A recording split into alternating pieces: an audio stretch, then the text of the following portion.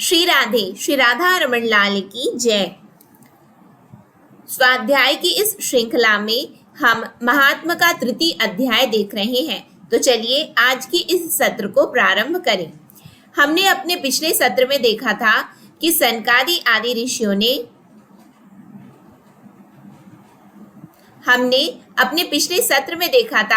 सनकादि महर्षियों ने जब कथा करना प्रारंभ किया श्रीमद् भागवत महापुराण का, तब उन्होंने बताया कि जब तक लोग अच्छी तरह श्रीमद् भागवत का श्रवण नहीं करते तभी तक उनके शरीर में पाप निवास करते हैं।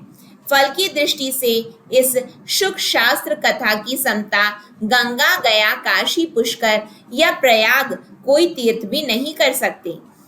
इसके आगे के जो भी भाग है उसको आज की इस सत्र में हम देखने जा रहे हैं। तो चलिए आज की इस श्रृंखला को हम प्रारंभ करें। श्लोकार्धं श्लोकपादं वा नित्यं भागवतोद्भवं पठस्व स्वमुखे नैव यदीच्छसि परां गतिं। वेदादिर्वेदमाता च पौरुषं सुक्तमेव च त्रयी भागवतं चैव द्वादशाक्षरेव च। द्वादशात्मा प्रयागश्च काल संवत्सरात्मकः ब्राह्मणाश्चाग्निहोत्रं च सुरभिर्द्वादशी तथा तुलसी च वसन्तश्च पुरुषोत्तम एव च। एतेषां तत्त्वतः प्राज्ञैर्न पृथक् भाव ईष्यते। यशश्च भागवतं शास्त्रं वाचयेदर्थो निशं जन्मकोटिकृतं पापं नश्यते नात्र संशया। श्लोकार्धं श्लोकपादं वा पठेद् भागवतं च यः नित्यं पुण्यं वाप्नोति राजसूयाश्वमेधयो। उक्तं भागवतं नित्यं कृतं च हरिचिन्तनं तुलसी पोषणं चैव धेनूनां सेवनं समम्। अन्तकाले तु येनैव श्रूयते शुकशास्त्रवाक् प्रीत्या तस्यैव वैकुण्ठं गोविन्दोऽपि प्रयच्छति। हेमसीयुतं चैतद् वैष्णवाय ददाति च कृष्णेन सा सायुज्यं सा पुमान् लभते ध्रुवम्। आजन्ममात्राम् अपि येन शठेन किञ्चित् चित्तं विधाय शुकशास्त्रकथा न पीता चाण्डालवच्च खरवद्वत् तेन नीतं मिथ्या स्वजन्म जननी जनी दुःख भाजा जीवच्छवोनि निगदितः स तु पापकर्मा। येन श्रुतं शुककथा वचनं न किञ्चित् दिक्तं नरं पशु समं भुवि रूपम् एवं वदन्ति दिवि देव समाज मुख्या। दुर्लभैव कथा लोके श्रीमद्भागवतोद्भवा कोटिजन्म समुत्थेन पुण्येनैव तु लभ्यते। तेन योगनिधे धीमन् श्रोतव्या सा प्रयत्नतः। दिनानां नियमो नास्ति सर्वदा श्रवणं मतम्। यदि आपको परम गति की इच्छा है तो अपने मुख से ही श्रीमद् भागवत के आधे अथवा चौथाई श्लोक का भी नित्य नियम पूर्वक पाठ कीजिए। यहाँ पे क्या बताया गया है कि हमें यदि अपनी परम गति की इच्छा है तो हमें क्या करना चाहिए? हमें श्रीमद् भागवत के आधे अथवा चौथाई श्लोक का नित्य नियम पूर्वक पाठ करना चाहिए।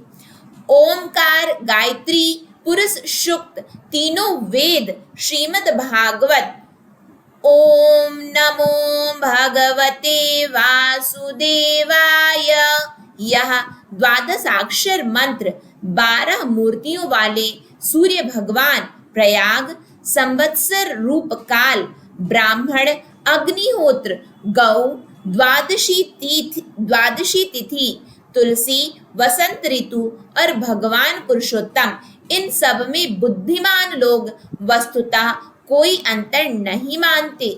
जो पुरुष अहर्निश अर्थ सहित श्रीमद् भागवत शास्त्र का पाठ करता है, उसके करोड़ों जन्मों का पाप नष्ट हो जाता है, इसमें तनिक भी संदेह नहीं है। जो पुरुष नित्य प्रति भागवत का आधा या चौथाई श्लोक भी पढ़ता है, उसे राजसूय और अश्वमेध यज्ञों का फल मिलता है। नित्य भागवत का पाठ करना, भगवान का चिंतन करना, तुलसी को सींचना और गौ की सेवा करना, ये चारों समान है। देखो यहाँ पे क्या बताया गया है कि यदि हम नित्य श्रीमद् भागवत महापुराण का पाठ करते हैं, भगवान का चिंतन करते हैं, तुलसी जी को जल डालते हैं और गैया मैया की सेवा करते हैं, तो ये चारों क्या है, समान ही है।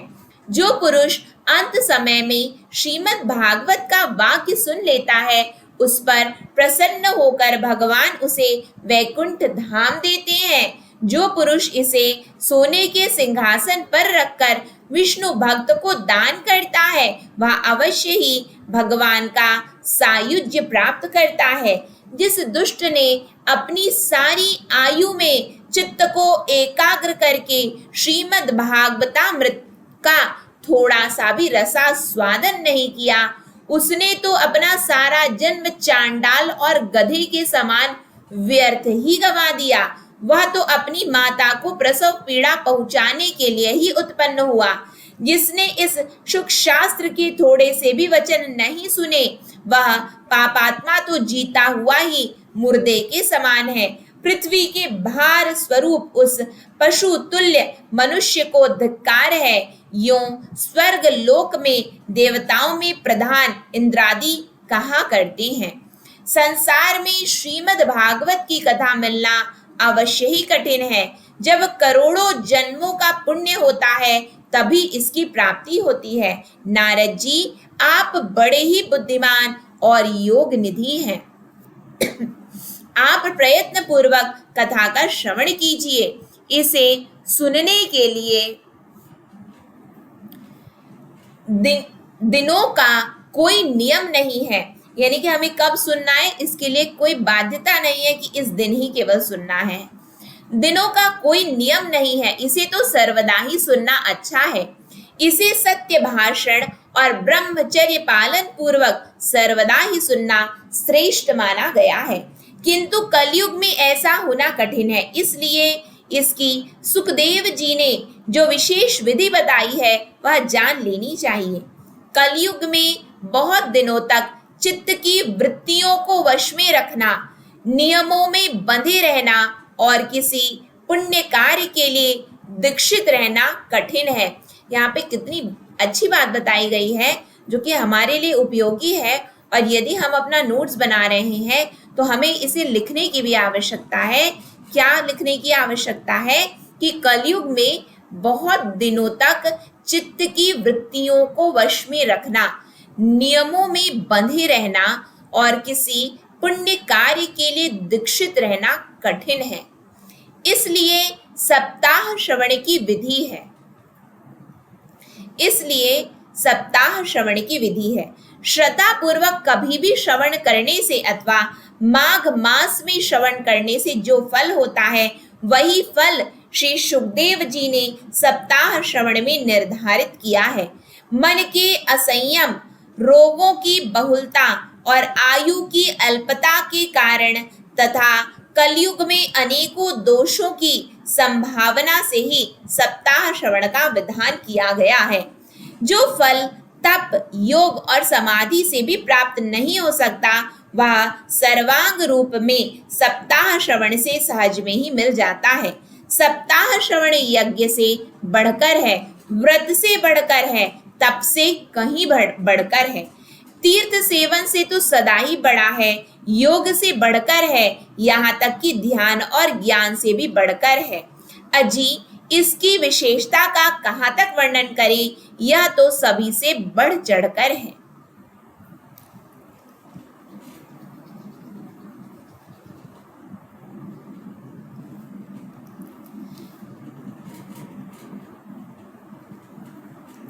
सत्येन ब्रह्मचर्येण सर्वदा श्रवणं मतम् आशक्य त्वावात्कलौ बोध्यो विशेषोऽत्र शुकाज्ञया मनोवृत्तिजयश्चैव नियमाचरणं तथा दीक्षा कर्तुं शक्यत्वात् सप्ताह श्रवणं मतम् श्रद्धातः श्रवणे नित्यं मागे तावदीयत्फलं तत्फलं सुखदेवेन सप्ताह श्रवणे कृतम् मनश्चाज्ययाद्रोगान् पुंसा चैवायुषञ्चयात् कलेर्दोष बहुत्वाच्च सप्ताह श्रवणं मतम् यत्फलं नास्ति तपसा न योगेन समाधिना अनायासेन तत्सर्वं सप्ताह श्रवणे लभेत यज्ञाद् गर्जति सप्ताहो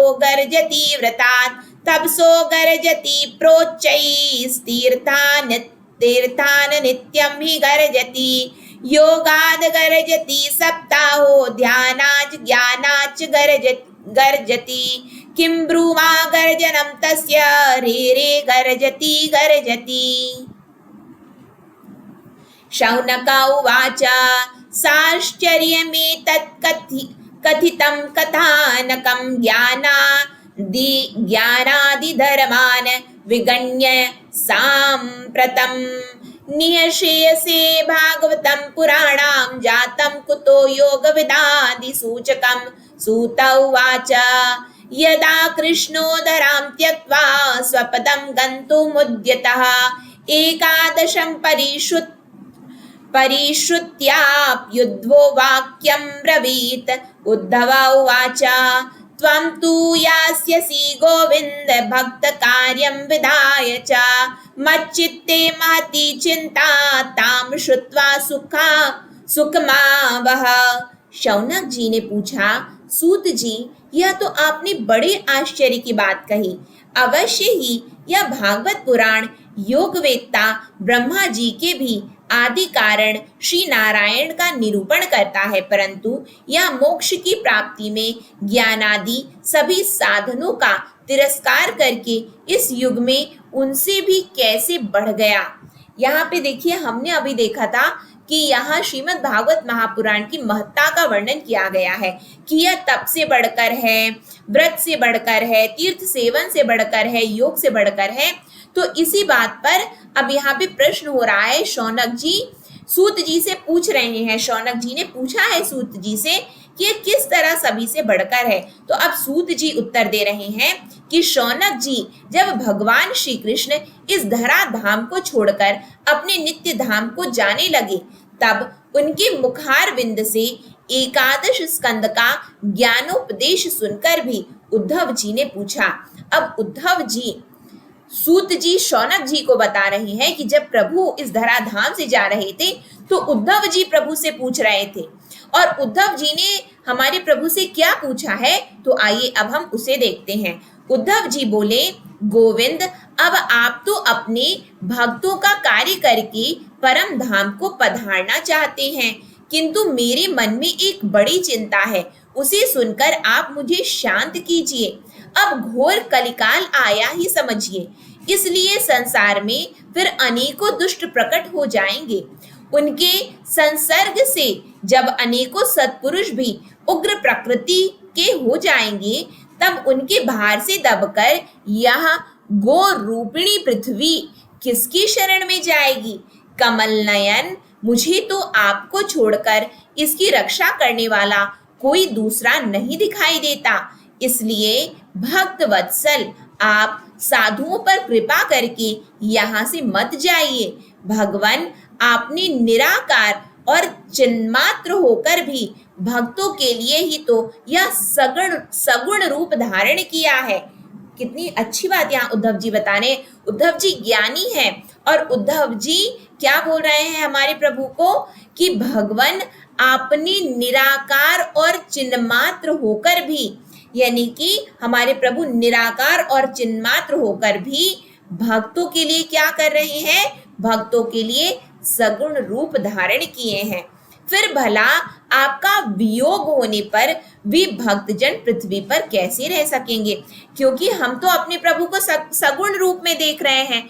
तो अब हम जब सगुण रूप अर्थात साकार रूप में देख रहे हैं तो अब हम उनका वियोग कैसे सह पाएंगे। ये कौन बोल रहा है, ये उद्धव जी हमारे प्रभु से पूछ रहे हैं। निर्गुणोपासना में तो बड़ा कष्ट है, इसलिए कुछ और विचार कीजिए। यानी कि हम जानते हैं कि आप सदा सर्वदा नित्य विद्यमान सत्ता है, किंतु फिर भी हमें आपका सगुण साकार रूप चाहिए। अब उसके लिए आप हमारे उद्धार के लिए आप कुछ करिए। ऐसा कौन कह रहा है, उद्धव जी भगवान से कह रहे हैं। और ये कौन बता रहा है, तो सूत जी सौनक जी को बता रहे हैं कि ऐसा उद्धव जी ने हमारे प्रभु से पूछा था। तो आइए अब आगे देखें हम।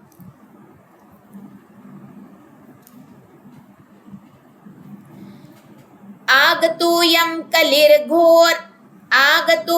कलिर्घोरो भविष्यन्ति पुनः खला तत्संगीनैव सन्तोऽपि गमिष्यन्त्युग्रतां यदा तदा भारवती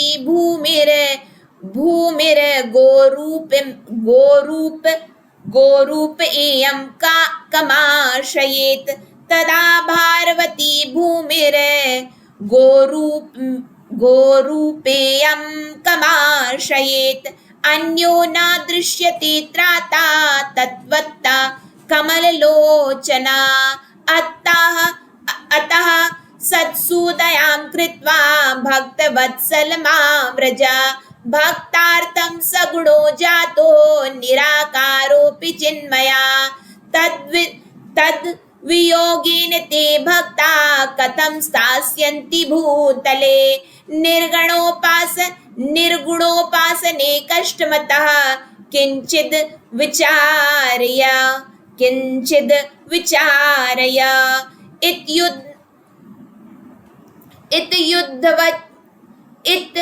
युद्धवचः श्रुत्वा प्रभासे चिन्तयन्धरी भक्तावलम्बनार्थाय किं विधेयं मयेति च स्वकीयं यद्भवेत् तेजस्तच्च भागवते ददात् तिरोधाय प्रविष्टोऽयं श्रीमद्भागवतार्णवं तेनेयं वाङ्मयी मूर्ति प्रत्यक्षा वर्तते हरे सेवनाश्रवणात् पाठाद् दर्शनात् पापनाशिनी सप्ताह श्रवणं तेन सर्वेभ्योऽप्यधिकं कृतं साधनानि तिरस्कृत्य कलौ धर्मोऽयमीरितः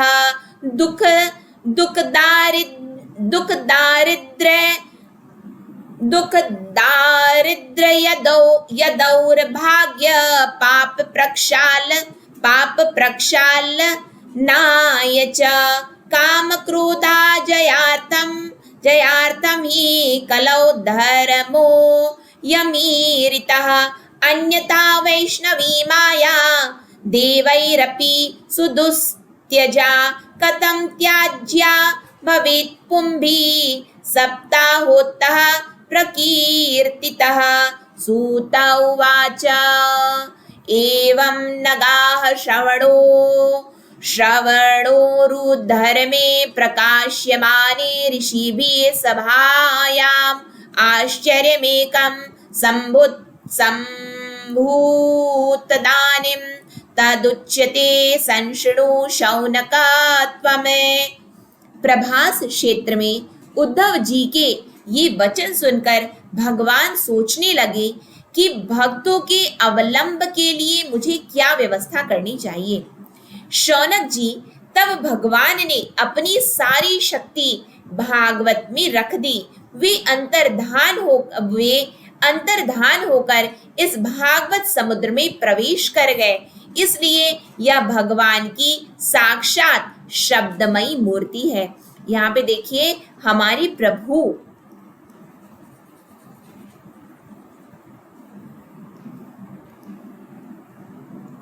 देखिए, वैसे वास्तविक रूप में यदि देखा जाए तो हमें श्रीमद् भागवत महापुराण हमारे प्रभु का स्वरूप है और उसमें हमें पेन उपयोग नहीं करना चाहिए, लेकिन ये पीडीएफ फॉर्मेट में और यहाँ पे स्वाध्याय कर रहे हैं, इसलिए मैं यहाँ पे पेन का प्रयोग कर रही हूँ, जिसके लिए मैं अपने प्रभु और आप लोगों से क्षमा मांगना चाहती हूँ। चलिए आगे हम यहाँ पे देखें तो यहाँ पे शौनक जी क्या कह रहे हैं कि तब भगवान ने अपनी सारी शक्ति किस में रख दी? भागवत में रख दी, और वो अंतर्धान होकर किस में प्रवेश कर गए? तो भागवत समुद्र में प्रवेश कर गए। अर्थात अब यहाँ पे क्या हो रहा है? भगवान का, हमारे प्रभु का शब्दावतार हो रहा है। शब्दावतार हो रहा है अर्थात भगवान की साक्षात शब्दमयी मूर्ति है ये। हम जाते हैं मंदिर और भगवान का शिव विग्रह देखते हैं, तो यहाँ पे यदि हम श्रीमद् भागवत महापुराण का दर्शन करते हैं तो अर्थात वो क्या कर रहे हैं? हम भगवान का साक्षात शब्दमयी मूर्ति का दर्शन कर रहे हैं। ठीक है, इसके सेवन, श्रवण, पाठ अथवा दर्शन से ही मनुष्य के सारे पाप नष्ट हो जाते हैं। इसी से इसका सप्ताह श्रवण सबसे बढ़कर माना गया है, और कलयुग में तो अन्य सब साधनों को छोड़कर यही प्रधान धर्म बताया गया है। कली काल में यही ऐसा धर्म है जो दुख, दरिद्रता, दुर्भाग्य और पापों की सफाई कर देता है तथा काम, क्रोधादि शत्रुओं पर विजय दिलाता है। अन्यथा भगवान की इस माया से पीछा छुड़ाना देवताओं के लिए भी कठिन है। मनुष्य तो इसे छोड़ ही कैसे सकते हैं। अतः इससे छूटने के लिए भी सप्ताह श्रवण का विधान किया गया है। सूत जी कहते हैं, शौनक जी, जिस समय सनकादि मुनीश्वर इस प्रकार सप्ताह श्रवण की महिमा का बखान कर रहे थे, उस सभा में एक बड़ा आश्चर्य हुआ। उसे मैं तुम्हें बतलाता हूँ, सुनो। वहां तरुणावस्था को प्राप्त हुए अपने दोनों पुत्रों को साथ लिए विशुद्ध प्रेम रूपा भक्ति बार बार श्री कृष्ण, गोविंद, हरे, मुरारे, हे नाथ, नारायण, वासुदेव आदि भगवान नामों का उच्चारण करती हुई अकस्मात प्रकट हो गई। सभी सदस्यों ने देखा कि परम सुंदरी भक्ति रानी भागवत के अर्थों का आभूषण पहने वहां पधारी। मुनियों की उस सभा में सभी यह तर्क वितर्क करने लगे कि ये यहाँ कैसे आई, कैसे प्रविष्ट हुई। तब सनकादि ने कहा, ये भक्ति देवी अभी अभी कथा के अर्थ से निकली हैं। यहाँ पे सनकादि ने क्या बताया कि भक्ति देवी, भक्ति प्रकट कैसे होती है? जब हम श्रवण करते हैं और श्रवण करके उसके अर्थ से क्या होता है? भक्ति देवी का प्रादुर्भाव होता है। उनके ये वचन भक्ति ने अपने पुत्रों समेत अत्यंत विनम्र होकर सनत कुमार जी से कहा। उनके ये वचन सुनकर भक्ति ने अपने पुत्रों समेत अत्यंत विनम्र होकर सनत कुमार जी से कहा। अब भक्ति महारानी क्या कह रही हैं, तो आइए अब हम उसका श्रवण करते हैं।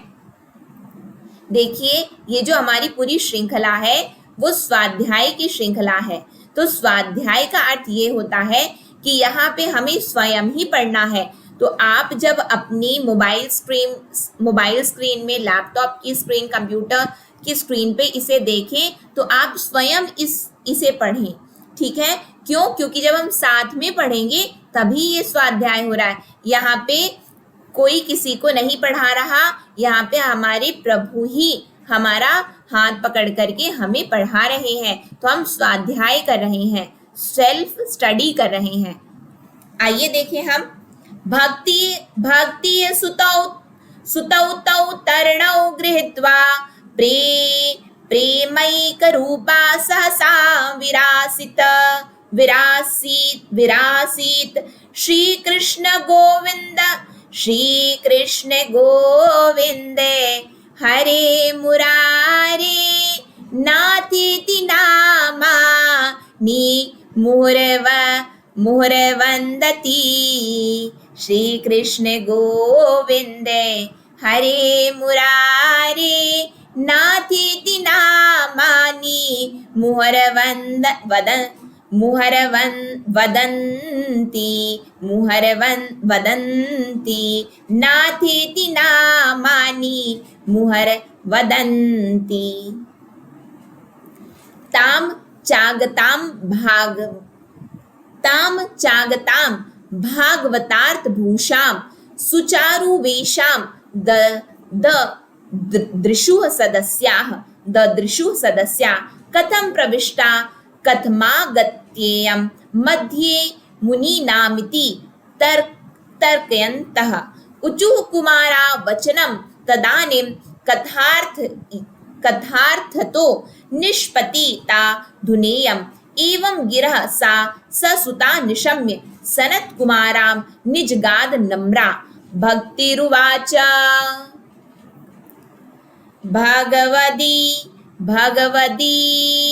भगवद्भिर्ध्यैव कृतास्मि पुष्टा कलिप्रणष्टापि कथारसेन क्वाहं तु तिष्ठाम्यधुना ब्रुवन्तु ब्राह्मा इदं तां गिरमुचिरे ते भक्तेषु गोविन्द स्वरूपकर्त्री प्रेमैकधर्त्री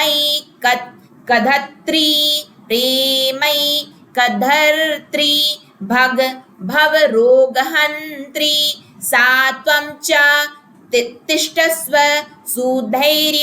सुधैर्य संशया निरन्तरं वैष्णव मानसानि तथोपि दोषाः कलिजा इमे त्वां द्रष्टुं न शक्ता प्रभवोऽपि लोके एवं तदा ज्ञावसरेऽपि भक्तिस्तदा निषण्णा हरिदास चित्ते सकल भुवन मध्ये निर्धनास्तेऽपि धन्या निवसति हृदि येषां श्रीहरेर्भक्तिरेका हरिरपि निजलोकं सर्वथा तो विहाय प्रविशति हृदि तेषां भक्तिसूत्रोपनद्धा ब्रह्मोद्यते किंदिकं महिमानमेवं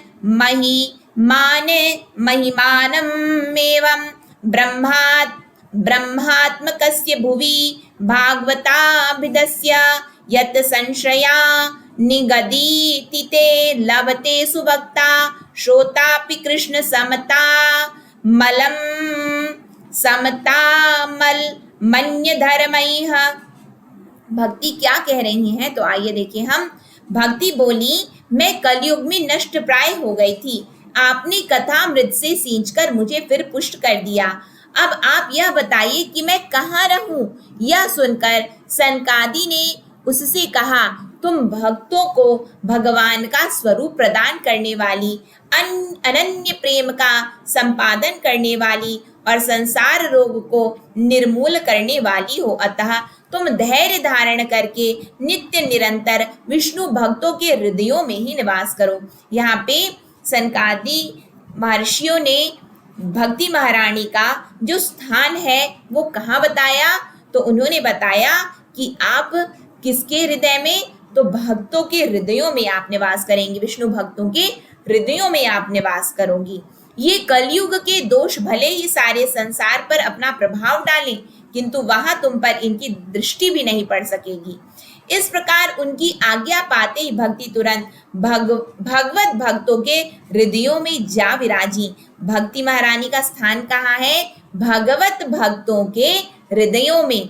जिनके हृदय में एकमात्र श्री हरि की भक्ति निवास करती है, वे त्रिलोकी में अत्यंत निर्धन होने पर भी परम धन्य है, क्योंकि इस भक्ति की डोरी से बंधकर तो साक्षात भगवान भी अपना परम धाम छोड़कर उनके हृदय में आकर बस जाते हैं।